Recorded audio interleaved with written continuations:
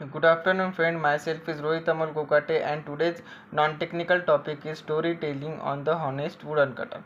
Once upon a time, a wooden cutter set out of his house to cut some food for the forest.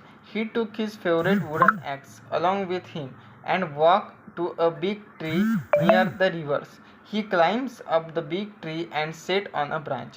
He then started to cut the branch steadily. Suddenly his axe slipped from his hand and fell into the river below. So the wooden cutter was filled with the sorrow and did not know what to do. So he was very sad. He was very sad, and he could not cut the wood and provide the food his family. At this moment, a fairy emerged from the river. The fairy emerged means in our language a pari. That is the pari or the good woman's. The cutter was the wooden cutter was studied by her beauty, and for a moment he forgot his worry. The mustering all his courage, he asked what the fairy want. The fairy says that she had come from the rivers on hearing the wooden cutter cry. Now the wooden cutter narrated to her beauty and what had to happen, that she was the wooden its fine axe from the him. The fairy divided into the rivers and brought a silver axe along with her. She asked the wooden cutter if this was the axe he had lost.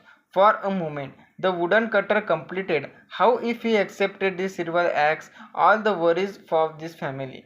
The wooden would be solved, but deep inside, the wooden cutter consciously told him the honesty was the best policy, and so he told the fairy that the silver axe did not belong with him.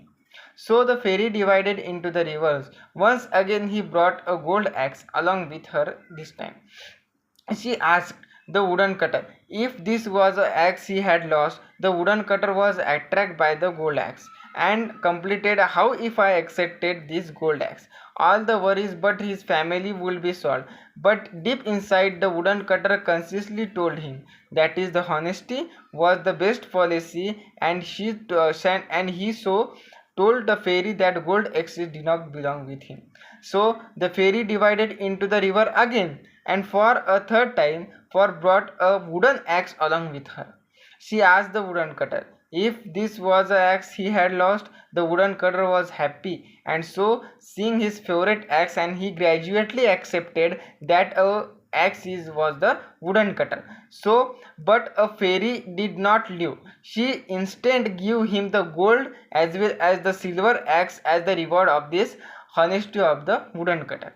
Then the moral of this story: the honesty is the best policy. That is the story of the honest wooden cutter.